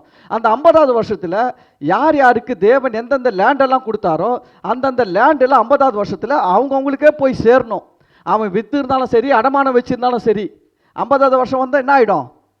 எல்லாம் கேன்சல் ஆகிட்டு இந்த லேண்ட் யார் பேரில் இருந்துச்சு அவன் பேர் கொடுத்துடணும் இப்படின்னு ஒரு சட்டம் இருந்ததுனால யூதர்கள் என்ன பண்ணாங்கன்னா அவங்களுடைய வம்ச வரலாறுகளை சரியாக என்ன பண்ணாங்கன்னா பாதுகாத்து வந்தாங்க. ஏன்னா தேசத்தில் இவ்வளோ லேண்ட் இருக்குது, இந்த லேண்டெல்லாம் எந்த கோத்திரத்தில் எந்த குடும்பத்தில் யாருக்கு சொந்தம் தெரியணும் அப்படின்னு சொல்லிட்டு அவன் ஃபுல் ரெக்கார்ட்ஸ் பக்காவாக மெயின்டைன் பண்ணின்னு வரான். அவன் ரெக்கார்டை நேற்று வந்து நீ குறை சொல்லுவியா? 4500 வருஷத்துக்கு முன்னாடி வந்து நீ என்ன சொல்கிற, அவன் தப்புன்ற. இதுதான் சொல்லுவாங்க செயின் எடுத்து பாக்கெட்டில் போட்டுக்கின்னு எல்லாரையும் லைனில் நிற்கிற வைக்கிற கதை, எல்லாரையும் செக் பண்ணுற கதை. உன்னை யாரையா செக் பண்ணுறது? ஆனால் இப்போ செக் பண்ணுற வேலையெல்லாம் நடக்குது. அவனையும் செக் பண்ணி யூடியூப்பில் ஃபேஸ்புக்கில் போட்டு கேட்குற கேள்விக்கு பதில் சொல்லவே முடியல. ஏன்னா இப்போ என்ன பண்ணிட்டாங்க, மக்கள் உஷாராயிட்டாங்க. நீ எங்களெல்லாம் செக் பண்ணல, சரி வா இப்போ நீ லைனில் நில்லு, உன்னை செக் பண்ணுறோம். அது அந்த காலம், நீ மட்டும் செக் பண்ணி எல்லாம் அனுப்பிட்டு யாருக்கு இல்லைன்னு சொன்னது. இந்த காலம் அப்படி இல்லை. எங்கே 50 பேரை செக் பண்ணல, இவனை செக் பண்ணியா? யாருன்னா ஒருத்தர் இவனை செக் பண்ணுறா. இந்த காலம் அது. அதனால தான் சொல்கிறேன். அப்போ சரி, நம்ம பைபிள் என்ன சொல்லுது, போவோமா? அல்லேலூயா. பைபிளில் ஒரு வசனத்துக்கும் போகல, முடிக்கணும். இன்னும் ஒரு 10 நிமிஷத்தில் முடிக்கணும். கவலைப்படாதீங்க, முடிச்சிடுவேன், விசுவாசமாக சொல்கிறேன். அல்லேலூயா. சரி, எடுத்துக்கங்க. ஆதியாகமம் 22வது அதிகாரம் 22வது அதிகாரம் 1லேருந்து நான் வாசிக்கிறேன். நான் அப்படியே என் கூட வரீங்களா? நல்ல பிள்ளைங்களா வாங்க அப்படியே. சரி. இந்த காரியங்கள் நடந்த பின்பு தேவன் ஆபிரகாமை சோதித்தார். எப்படியெனில் அவர் அவனை நோக்கி ஆபிரகாமே என்றார். அவன் இதோ அடியேன் என்றான். அப்பொழுது அவர் உன் புத்திரனும் உன் ஏகசுதனும் உன் நேசகுமாரனுமாகிய ஈசாக்கை, ஹலோ நோட் பண்ணுங்க, ஈசாக்கை, யார? இஸ்மவேலை அல்ல, ஈசாக்கை. பைபிள் சொல்லுது பக்ரீத் யார? பக்ரீத்து பலி செலுத்த போனது யாருக்காக? இஸ்மாவேலுக்காக இல்லை, ஈசாக்கு தான். இங்கே பைபிள் சொல்லுது பாருங்க. இவங்களுக்கு முன்னாடி இருக்கிற 4500 வருஷத்துக்கு முன்னாடி இருக்கிற இந்த வேத எழுத்து சொல்லுகிறது. எத்தனை வருஷம்? 4500 வருஷத்துக்கு முன்னாடி இருக்கிற ஆதியாகமம். இந்த ஆதியாகம புஸ்தகம் கிட்டத்தட்ட 4500 வருஷம் முன்னாடி. இவங்க ஃபஸ்ட்டு பக்ரீத் கொண்டாடுறதுக்கு முன்னாடி 4500 வருஷத்துக்கு முன்னாடி எழுதப்பட்ட மிக பழமையான வேதம் சொல்லுகிறது. ஆதியாகமத்தில் இந்த வசனம் சொல்லுகிறது. கர்த்தர் என்ன சொல்ற பாருங்க, அப்போது அவர் உன் புத்திரனும் உன் ஏகசுதன் உன் நேசகுமாரனுமாகிய ஈசாக்கை, 3 சொல்றாரு. உன் புத்திரன், உன் ஏகசுதன், உன் நேசகுமாரன். ஏன்னா கவனிங்க, ஆபிரகாம் இஸ்மாயிலை நேசிச்சார வழிய இந்த அளவுக்கு ரொம்ப செல்ல பிள்ளையா வைக்கல.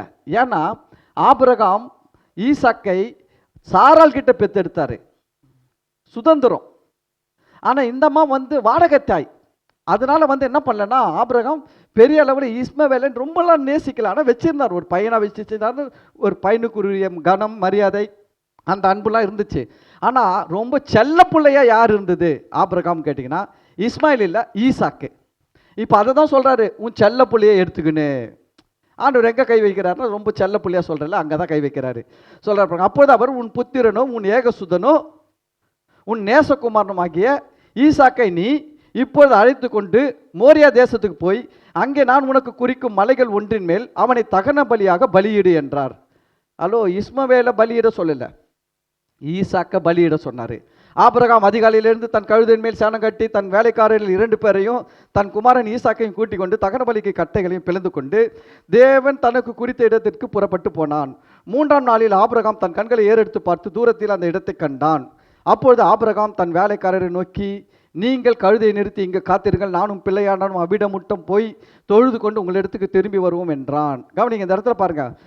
3ஆம் நாளில் ஆபிரகாம் தன் கண்களை ஏறெடுத்து பார்த்தா தூரத்தில் அந்த இடத்தை கண்டான். அந்த இடத்த ஒரு பர்டிகுலர் இடத்த ஆண்டவர் காட்டுறாரு. ஆபிரகாம்க்கு ஈசாக்க பலி செலுத்துறதுக்கு ஒரு பர்டிகுலர் இடத்த காட்டினாரு. ஏன் அந்த இடத்துல தான் பலி செலுத்தணும்னு சொன்னார்? ஏன்னா 2000 இந்த சம்பவத்துக்கு பிறகு கிட்டத்தட்ட பல ஆயிரம் வருஷங்கள் கழித்து அந்த இடத்துல தான் இயேசு பலியானார். அந்த இடத்துல யார் சிலுவையில் தொங்குது? இயேசு தொங்குனாருங்க. இயேசு எந்த இடத்துல சிலுவையில் தொங்க போகிறாரோ அந்த இடத்த பல ஆயிரம் வருஷத்துக்கு முன்னாடி தேவன் ஆபிரகாம் கிட்ட காட்டுறாரு. அந்த இடத்துல நீ உன் குமாரன் என்ன பண்ணணும்? பலியிடணும். ஏன் பலியிடணும்னா அங்கே ஒரு தேவன் ஒரு ட்ராமா பண்ணுறாரு. என்ன ட்ராமானா, நீ எப்படி உனக்கு ஒரே குமாரன், ஏகசூதன், நேசகுமாரன், உனக்கு எப்படி ஒரு செல்ல பிள்ளையோ அதே போல் எனக்கு இயேசு ஒரு செல்ல பிள்ளையாக இருக்கிறார். என் ஒரே பேரான குமாரன், ஏகசுதன், நேசகுமாரன், அவரை நான் என்ன பண்ண போகிறேன்? அந்த இடத்துல தான் பலியிட போகிறேன் அப்படின்றது இந்த உலகத்துக்கு ஆபிரகாம் மூலமாக தெரியப்படுத்துவதற்காக தேவன் பாருங்க, அந்த மோரியா மலை, இயேசு பலியிடப்பட்ட அந்த கல்வாரி மலை தான் மோரியா மலை.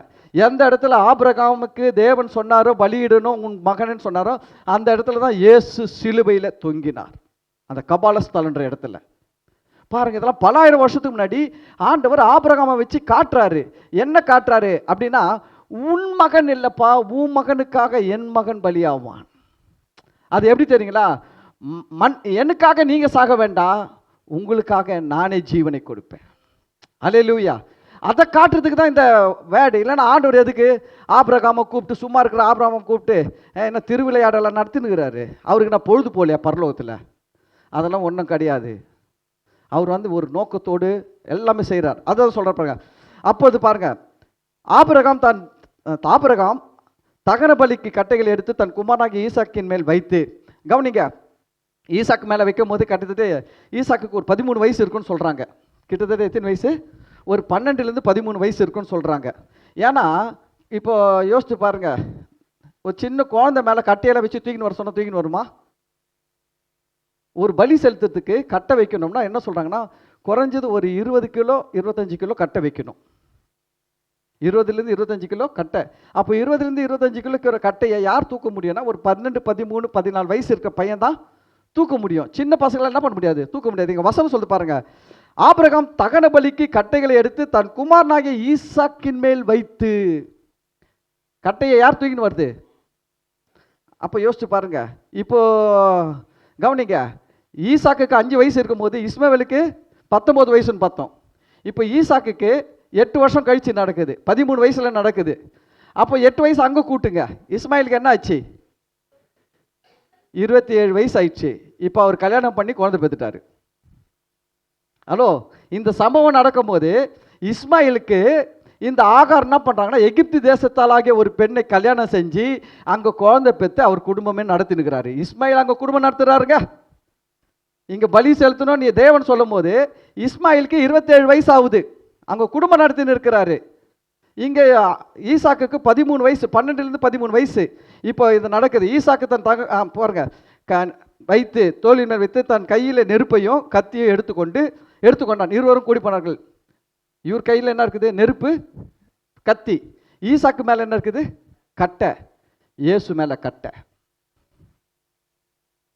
இயேசு பலியா போகிற இடத்துக்கு தகன பலிக்கு வேண்டிய கட்டை என்ன பண்ணாரு? சுமந்து கொண்டு போனார். கட்டை அவர் மேலே இருந்துச்சுங்க, புரியுதுங்களா? அப்படிதான் ஈசாக்கு மேலே கட்டை போச்சு. அங்கே பாருங்க, ஆபிரகாம் தகன பலிக்கு வச்சுட்டு 7வது வசனம், அப்போது ஈசாக்கு தன் தகப்பனாகிய ஆபிரகாமை நோக்கி, என் தகப்பனே என்றான். அதற்கு அவன், என் மகனே இதோ இருக்கிறேன் என்றான். அப்பொழுது அவன், இதோ நெருப்பும் கட்டையும் இருக்கிறது, தகன பலிக்கு ஆட்டுக்குட்டி எங்கே என்றான். அப்போ குழந்தை கேட்காது, சின்ன குழந்தை கேட்குமா? குழந்தைக்கு ஒன்றுமே தெரியாது. ஆனால் ஈசாக்குக்கு ஒரு 12, 13 வயசு இருக்கிறதுனால தெரியுது, எல்லாம் தெரியுதுனால தான் கேட்குறாரு. அப்பா நெருப்பு இருக்குது, கத்தி இருக்குது, கட்டை இருக்குது, ஆடி அங்கே.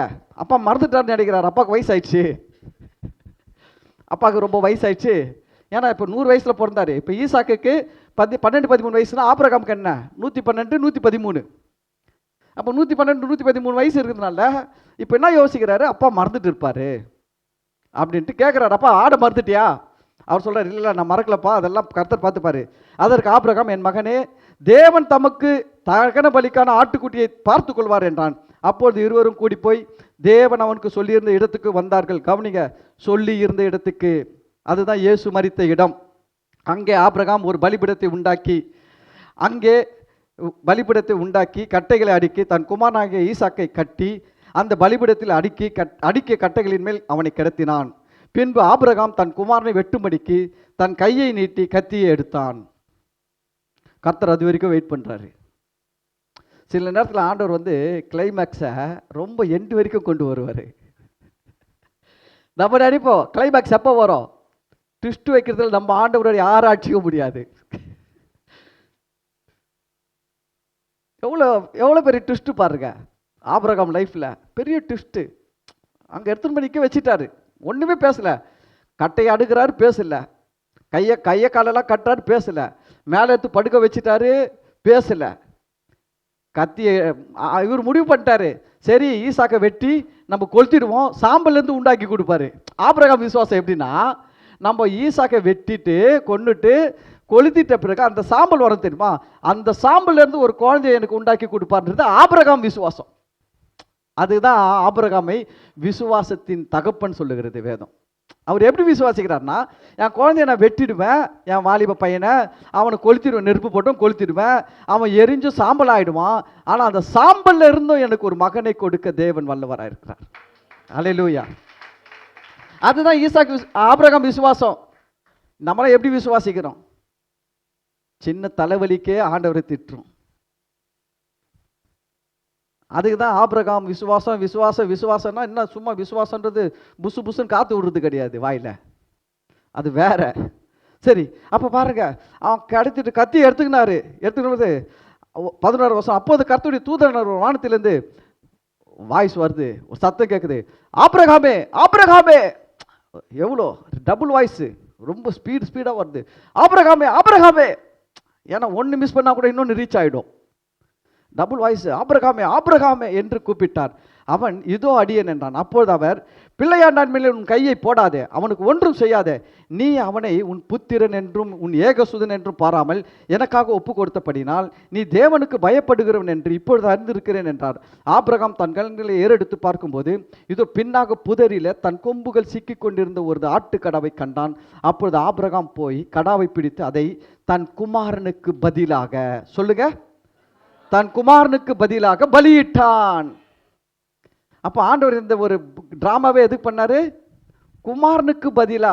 அதாவது ஆபிரகாமே, உன் குமாரனுக்கு பதிலாக என் குமாரன் ஒரு பலியாக வருவார். அதுதான் காட்டுறாரு இங்க நோக்கம் ஈசாக்க பலி செலுத்துறது கிடையாது சொன்னாரு. அப்போ 14 வருஷம் ஆபிரகாம் அந்த இடத்துக்கு யெகோவா ஈரே என்று பெயரிட்டான். அதனால கர்த்தருடைய பர்வதத்தில் பார்த்து கொள்ளப்படும் என்று இந்நாள் வரைக்கும் சொல்லப்பட்டு வருகிறது. அல்லேலூயா. இது புதிய ஏற்பாட்டில் எழுதியிருக்கு பாருங்க. எபிரேயர், டக்குன்னு போடுங்க, எபிரேயர் 11:17 பாருங்க. எபிரேயர் 11:17 பாருங்க. மேலும் விசுவாசத்தினால ஆபிரகாம் தான் சோதிக்கப்பட்ட போது ஈசாக்கை பலியாக ஒப்பு கொடுத்தான். ஈசாக்கின் இடத்தில் உன் சந்ததி விளங்கும் என்று அவனோட சொல்லப்பட்டிருந்தது. இப்படிப்பட்ட வாக்குத்தத்தங்களை பெற்றவன் மரித்தோரிலிருந்து எழுப்ப தேவன் வல்லவராய் இருக்கிறார் என்று எண்ணி, கவனிங்க, ஈசாக்கை நான் வெட்டி கொளுத்திட்டாலும் சாம்பல் ஆயிட்டாலும் அதிலிருந்து எழுப்ப தேவன் வல்லவராய் இருக்கிறார் என்று எண்ணி தனக்கு ஒரே பேரானவனையே பலியாக ஒப்பு கொடுத்தான். மரித்தோரிலிருந்து அவனை பாவனையாக திரும்பவும் பெற்றுக்கொண்டான். அதாவது கிட்டத்தட்ட ஈசாக்கு செத்துட்டாரு, இப்போ வர்ற ஈசாக்கு யாரு, உயிர் தேர்ந்த ஈசாக்கு மாதிரி. இது எதற்கு அடையாளம்னா, ஆண்டவராக இயேசு கிறிஸ்து மரிப்பார், உயிரோடு எழுந்திருப்பார். சாவுக்கு போவார், ஆனால் சாக மாட்டார், திரும்பி ஈசாக்கு வந்த மாதிரி வருவார் அப்படின்றத காட்டுறதுக்கு தான் தேவன் இதை செஞ்சு காட்டினாரு. அல்லேலூயா. சரி, இந்த காரியம் நடந்த பிறகு என்ன ஆச்சு தெரியுங்களா, விஷயம் சொல்ற கேளுங்க. வீட்டுக்கு கூப்பிட்டு வந்துட்டாரு 13 வயசுல. ஈசாக்கு கூப்பிட்டு வந்த உடனே இந்த ஈசாக்கு சும்மா இல்லை, சாராள் அம்மா கிட்ட போயிட்டு ஒரே அழ. அப்பா என்ன பண்ணார் தெரியுமா, வெட்டிட்டு இருப்பார் என்ன அப்படின்னு அழுத உடனே அந்த அம்மா என்ன பண்ணிட்டாங்க, அன்னைக்கு அந்த அம்மா தனியாக ஈசாக்கு கூப்பிட்டு போயிட்டாங்க. ஆபிரகாம் கூட கிடையாது, ஆபிரகாம் கூட கிடையாதுங்க. ஆபிரகாமும் சாராலும் பிரிந்து வாழ்ந்தாங்க. தெரியுமா உங்களுக்கு, பிள்ளையை என்னைக்கு இப்படி செஞ்சாருன்னு தெரிஞ்சுதோ அன்னைக்கு இந்த அம்மா என்ன பண்ணிட்டாங்க, ஆபிரகாமை கூப்பிட்டு போயிட்டு இந்த அம்மா தனியாக ஒரு இடத்துல ஈசா கூட வாழ்ந்தாங்க. 127 வயசு வாழ்ந்தாங்க. சாராளுடைய வயசு என்ன, 127 வயசு. அப்போ ஈசாக்குக்கு 40 வயசு. 13 வயசுல சம்பவம் நடக்குது, ஈசாக்குக்கு 40 வயசு ஆகுது. இந்த அம்மாவுக்கு 127 வயசு ஆகுது. புரியுதுங்களா? புரியுதுங்களா உங்களுக்கு? அப்போது நல்லா கணக்கு போட்டு பாருங்க. 90 வயசில் பிறந்தார் ஈசாக்கு. அப்போது சாராளுக்கு 90 வயசில் பிறக்கிறாரு. அப்போது இந்த அம்மாவுக்கு 127 வயசு ஆகும்போது 130 வைங்க. அப்போ ஈசாக்கு எத்தனை வயசு? 40 வயசு. அப்போ கரெக்டாக என்ன பண்ணுறாரு? 40 வயசு ஈசாக்குக்கு. இந்த சாராள் 127 வயசில் சாகுறாங்க. செத்த உடனே என்ன பண்ணுறாரு? ஆபிரகாம் ஈசாக்குக்கு பொண்ணை பார்த்து கல்யாணம் பண்ணுறாரு. இதெல்லாம் எங்கே நடக்குதுன்னு பார்த்தீங்கன்னா, வேறு இடத்துல ஈசாக்கும் சாராலும் ஒரு இடத்துல இருக்கிறாங்க, ஆபிரகாம் வேறு இடத்துல இருக்கிறாங்க. பைபிளில் படித்து காட்டுறேன் பாருங்க, கொஞ்சம் டக்கு டக்குன்னு எடுங்க. ஆதியாகமம் 22:19. ஆபிரகாம் தன் வேலைக்காரரிடத்துக்கு திரும்பி வந்தான். அவர்கள் எழுந்து புறப்பட்டு ஏகமாய் பெயர்செபாவுக்கு போனார்கள். ஆபிரகாம் பெயர்செபாவிலே குடியிருந்தான். ஆபிரகாம் எங்கே குடியிருந்தாரு? பெயர்செபா. அந்த ஊர் பேர் என்ன? பெயர்செபா. இப்போ பாருங்க, சாராள் சாகும்போது 127 வயசுல சாகுறாங்க. ஆதியாகமம் 23:1 பாருங்க. சாராள் 127 வருஷம் உயிரோடு இருந்தால். இவ்வளவே சாராளுடைய வயது. கானான் தேசத்தில் உள்ள எபிரோன் என்னும் கீரியாத் அர்பாவில சாராள் மரித்தாள். சாராள் எங்க சாகுறாங்க? எபிரோன்ற தேசத்தில் இருக்கிற கீரியாத் அர்பான்ற இடத்துல சாராள் சாகுறாங்க. ஆபிரகாம் எங்க இருக்கிறாரு? பெயர்செபால இருக்கிறாரு. சாராள் எங்க இருக்கிறாங்க? அந்த எபிரோன் தேசம். ஆமாம், எபிரோனில் இருக்கிற கீரியாத் அர்பா அப்படின்ற இடத்துல சாராள் இருக்கிறாங்க. அப்போது ஈசாக்கு யார் கூட இருக்கிறாரு? சாராள் கூட இருக்கிறாரு. ஏன் அங்கே இருந்தார் ஈசாக்கு அம்மா கூட? இந்த ஆள் எப்போ வேணாலும் கூட்டு போய் வெட்டிடுவார். இந்த ஆள் கூட என்ன பண்ணுவார்? வச்சிருந்தா என் பிள்ளைய நாளைக்கு கர்த்தர் சொல்லாட்டு ஓரியா மலை மாதிரி வேற ஒரு மலையில் கொண்டு போயிட்டு வெட்டிட்டாலும் வெட்டி போட்டுருவார் இந்த ஆள் சொல்லிட்டு. அன்றைக்கி பிரச்சனை உருவாயிடுச்சு. பிரச்சனை உருவாகி நம்ம முடிவு எடுத்துட்டாங்க, இன்னும் பட்டு இந்த கிழவன் கூட இருக்கக்கூடாது, வயசானதுலாம் புத்தி கெட்டு போச்சு, ஏவடா பிள்ளைய எடுத்து போய் பலியிடுவாடா, இனி இந்த ஆள் கூட இருக்குது டேஞ்சர். இந்த அம்மாவுக்கு ஒரே புள்ள. அதனால் இந்த அம்மா சொல்லிட்டாங்க, என் பிள்ளைய உங்ககிட்ட விட மாட்டேன், என் புள்ள நான் போய் இருந்துக்கிறோம், போ எபிரோன் போகிறோம், கீரியாத் அர்பால இருக்கிறோன்னு சொல்லிட்டு அங்கே தான் இருந்தாங்க. பாருங்கள், ஈசாக்குக்கு 24:62 இந்த சாராள் இறந்துட்டாங்க. எங்கே? கீரியாத் அர்பாவில் இறந்துட்டாங்க. சாராளுடைய வீடு எங்கே இருக்குது? கீரியாத் அர்பாவில். ஆபிரகாம் எங்கே இருக்கிறாரு? பெயர்செபாவில். இப்போ ஆதியாகமம் 24:62 பாருங்க. ஈசாக்கு தென் தேசத்தில் குடியிருந்தான். அப்போது அவன் லகாய் ரோயி என்னப்பட்ட துறவின் வழியாக புறப்பட்டு வந்தான். ஈசாக்கு சாயங்காலமான வேலையில் தியானம் பண்ண வெளியில் போயிருந்து தன் கண்களை ஏறெடுத்து பார்த்தபோது ஒட்டகங்கள் வர கண்டான். ரெபேக்காலும் தன் கண்களை ஏறெடுத்து ஈசாக்கை கண்டபோது பொண்ணு பார்த்து பொண்ணை கூப்பிட்டு வர்றாரு எலியாசர்ன்ற ஒரு ஊழியக்காரர். அப்போது அந்த பெண்ணு ரெபேக்கால் வந்து இறங்கும்பொழுது பாருங்க எங்கே இருக்கிறாருன்னா தென் தேசத்தில் கூடியிருக்கிறாரு. 67வது வசனம் பாருங்க. அப்போது ஈசாக்கு ரெபேக்காலை தன் தாய் சாராளுடைய கூடாரத்துக்கு. அப்போ சாராள் எங்கே வாழ்ந்தாங்க? Kiriath Arba. ஆபிரகாம் எங்கே வாழ்ந்தார்? பெயர்செபா. நல்லா கவனம் வச்சுக்கோங்க. ஆபிரகாம் பெயர்செபால இருக்காரு, இவங்க கீரியாத் அர்பா. இது எபிரோன் தேசம். இது பெயர்செபான்றது கிட்டத்தட்ட அந்த மோரியா மலை கிட்ட வர்ற இடம். பாருங்க, நேசித்தான், அதாவது கொண்டு போய் அங்கே. அப்போ வந்து ஈசாக்கு இங்கே தான் இருந்திருக்கிறாரு. 40 வயசில் கல்யாணம் ஆகுது. அல்லேலூயா. அப்போ இதுலேருந்து என்ன தெரியுது? பலி செலுத்த போனது இஸ்மவேலை கிடையாது, ஈசாக்கை கொண்டு போனதுனால்தான் குடும்பத்திலே பிரச்சனை வந்து கணவன் மனைவி என்ன பண்ணியிருக்கிறாங்க? பிரிஞ்சே வாழ்ந்துருக்கிறாங்க. இவ்வளோ ஆதாரம் இருக்கும்போது ஒரு ஆதாரமும் இல்லாதவன் இது தப்புன்றான், அவன் சொல்றது சரின்றான். எதுங்க சரி? எது சரி? இது சரி. எது சரி? இதுதான் சரி. அப்போ பக்ரீத்து, பைபிள் சொல்ற பக்ரீத்து இஸ்மாயில சொல்ல, ஈசாக்கு. புரியுதுங்களா? அப்போ பைபிளை நல்லா படிங்க. கையில் பைபிளை வச்சுக்கின்னு தலைக்காய்க்கு மாதிரி வச்சுன்னு தூங்காதீங்க. பேயை தோற்றத்துக்கு பைபிளை யூஸ் பண்ணாதீங்க. உங்கள் மனசில் இருக்கிற பேயை, பொய்யின்ற பேய், வஞ்சகன்ற பேய், ஏமாத்துற பேயை தோற்றத்துக்கு பைபிளை படிங்க. புரியுதுங்களா? பைபிள் படிக்கணுங்க. சும்மா கிறிஸ்தவங்களாக இருந்து சர்ச்சைக்கு போகிறது வருது எல்லா ஜபத்துக்கு போகிறது வருது, சத்தியத்தை அறியாமல் வாழ்றது பெரிய தப்பு. சத்தியத்தை அறிந்து கொள்ளுங்கள், கர்த்தர் உங்களை ஆஸ்வதிப்பார். அல்லேலூயா. புரிஞ்சுக்கிறீங்களா? பக்ரீத்னா என்ன? அவங்க கொண்டாடுற பக்ரீத்து செல்லாது. என்னது அது? செல்லாது செல்லாது.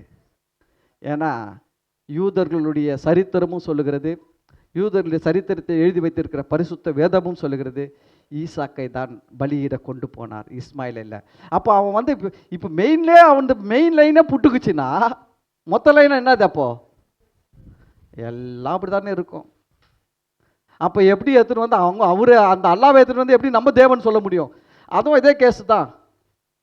அல்லான்றதும் யாரு தான் இல்லை, நம்ம தேவனே கிடையாது, நாம் ஆராதிக்கிற தேவனே கிடையாது, அது வேற. ஆனால் வந்து எடுத்துகிட்டு வந்து என்ன பண்ணுறது? இது மாதிரி பொய்யெல்லாம் ஒட்ட வச்சுக்கிற வேலை. இங்கேருந்து கேட்டதை ஒழுங்காக கேட்டு எழுதியிருந்தாலுமே இந்த பிரச்சனை வந்திருக்காது. கேட்குறது அழகுற கத்திரிக்காவை கத்திரிக்கோள் வெட்டுச்சுன்னு சொல்லி சொன்னதை என்ன எழுதி வச்சிருக்கிறான்ங்க, கத்திரிக்காய் கத்திரிக்கோளை வெட்டிடுச்சு. அல்லேலூயா. நீங்கள் தெளிவாக இருங்க, கத்தவங்களை ஆஸ்வதிப்பார். நாம் எல்லாரும் எழுந்து நிற்போம். ஓகே, குயிக்காக எழுந்திருக்கேன், டைம் இல்லை, லேட் ஆகி போச்சு. பக்ரீத் படிக்கிறாள், லேட் ஆகிடுச்சு இன்னைக்கு. ஸ்தோத்திர ஆண்டவரே, இந்த நாள் இந்த வார்த்தைகளை கேட்ட ஒவ்வொரு பிள்ளைகளையும் ஆசீர்வதிங்க. ஆண்டவரே, நீர் மெய்யான தேவனாக இருக்கிறீர். ஆண்டவரே அப்பா, இந்த வானத்திலும் பூமியிலும் நீரே மெய்யான தேவன், உம்மை தவிர வேறொரு தெய்வம் இல்லை என்பதை நாங்கள் விசுவாசிக்கிறோம். ஆண்டவரே, நீர் கொடுத்திருக்கிற இந்த பரிசுத்த வேதத்தை நாங்கள் முழுமையாக விசுவாசிக்கிறோம். ஆண்டவரே, எழுத்துக்களை நாங்கள் முழுமையாக விசுவாசிக்கிறோம், ஏற்றுக்கொள்ளுகிறோம். ஆண்டவரே, உங்களுடைய வேதத்தை ஆண்டவரே அப்பா, வேதத்தின் மூலம் எங்களுக்கு நீங்கள் கற்றுக் கொடுத்த நல்ல காரியங்களுக்காக ஸ்தோத்திரம்.